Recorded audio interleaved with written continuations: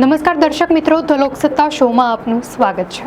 આજથી લગભગ 5 વર્ષ પહેલા જ્યારે કોરોના મહામારીએ સમગ્ર વિશ્વ સહિત ભારતને પોતાની ઝપેટમાં લીધું હતું, ત્યારે ચારે બાજુ હાહાકાર મચી ગયો હતો। હોસ્પિટલો ફૂલ હતી અને શ્વાસ લેવા માટે ઓક્સિજનના સિલિન્ડરોની લાઈનો લાગી હતી। આજે દ્રશ્યો તો નથી દેખાતા, પરંતુ ફરી એકવાર ભારત સામે એક એવું જ, કદાચ તેનાથી પણ વધુ ગંભીર અને લાંબા ગાળાનું આરોગ્ય સંકટ તોળાઈ રહ્યું છે। આ સંકટ કોઈ વાયરસ નથી, પણ આપણે જ હવામાં શ્વાસ લઈએ છીએ તે ઝેરી હવા છે।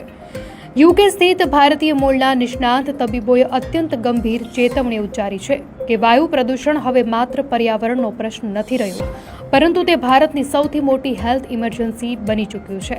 જો આપણે હમણાં નહીં જાગીએ તો આપણી આવનારી પેઢીનું ભાવિ ધૂંધળું થઈ જશે અને દેશની સમગ્ર આરોગ્ય વ્યવસ્થા આ બોજ હેઠળ પંગુ બની જશે। ખાસ કરીને ઉત્તર ભારતના મેદાની પ્રદેશો અને દિલ્હી જેવા મહાનગરોમાં સ્થિતિ એટલી હદે વણસી છે કે ત્યાં શ્વાસ લેવો એ દિવસમાં અનેક સિગારેટ પીવા સમાન બની ગયો છે। લંડન અને લિવરપૂલમાં વર્ષોથી પ્રેક્ટિસ કરતા વરિષ્ઠ ભારતીય તબીબોના મતે ભારતમાં શ્વસન તંત્રની બીમારીઓ હવે એક રોગચાળાનું સ્વરૂપ ધારણ કરી ચૂકી છે। ડિસેમ્બર મહિનાની કડકડતી ઠંડીમાં જ્યારે ધુમ્મસ અને ધુમાડો ભેગા મળીને સ્મોગ બનાવે છે, ત્યારે હોસ્પિટલોના ઓપીડીમાં શ્વાસની તકલીફવાળા દર્દીઓની સંખ્યામાં રાતોરાત 30% જેટલો ઉછાળો જોવા મળે છે। સૌથી વધુ ચિંતાજનક બાબત તો એ છે કે જે લોકોને ભૂતકાળમાં ક્યારેય અસ્થમા કે શ્વાસની કોઈ તકલીફ નહોતી અને જેઓ સંપૂર્ણપણે સ્વસ્થ જીવનશૈલી જીવતા હતા, તેવા યુવાનો અને બાળકો પણ હવે ફેફસાના ગંભીર રોગોનો શિકાર બની રહ્યા છે। આનો અર્થ એ થયો કે પ્રદૂષણ હવે કોઈ ચોક્કસ વર્ગ કે બીમાર વ્યક્તિઓ પૂરતું મર્યાદિત નથી રહ્યું, તે દરેક ઘરના ઉંબરા સુધી પહોંચી ગયું છે। આ સંકટ માત્ર ફેફસા સુધી સીમિત નથી।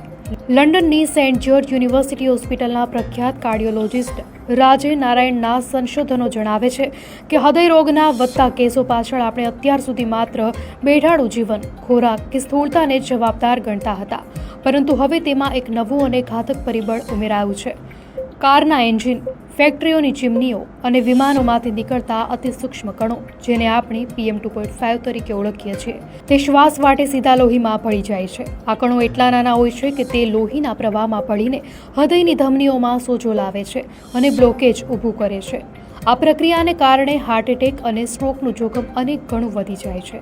વિચારવા જેવી વાત એ છે કે જે વ્યક્તિ ક્યારેય ધૂમ્રપાન નથી કરતી, તે માત્ર પ્રદૂષિત હવામાં શ્વાસ લેવાને કારણે હૃદય રોગનો ભોગ બની રહી છે।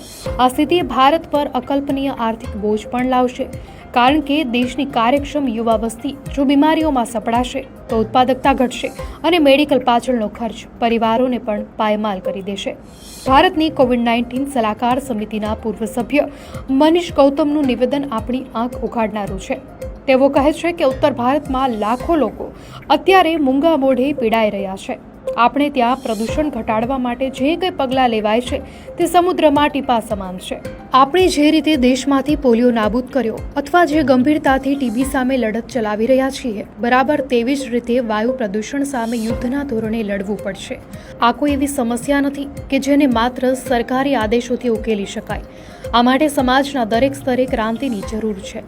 વાયુ પ્રદૂષણના કારણે લોકોનું આયુષ્ય સરેરાશ 5 થી 7 વર્ષ જેટલું ઘટી રહ્યું છે, જે એક લોકશાહી દેશ માટે ખૂબ જ દુઃખદ બાબત છે।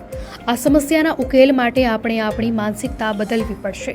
શ્વાસના રોગોને સામાન્ય શરદી કે ઉધરસ ગણીને ઘરગથ્થુ ઉપચારોમાં સમય બગાડવાને બદલે તેનું વહેલું નિદાન અને સારવાર અત્યંત અનિવાર્ય છે। શહેરોમાં વાહનોની સંખ્યા જે રીતે વધી રહી છે, તેના પર કડક નિયંત્રણો લાવવા પડશે અને ઇલેક્ટ્રિક વાહનો તેમજ પબ્લિક ટ્રાન્સપોર્ટના વપરાશને જન આંદોલન બનાવવું પડશે। ઉદ્યોગોએ પણ માત્ર નફાનો વિચાર કરવાને બદલે પ્રદૂષણ મુક્ત ટેકનોલોજી અપનાવવી પડશે। આ લડાઈ માત્ર સરકારની નથી, પણ આપણી સૌની છે।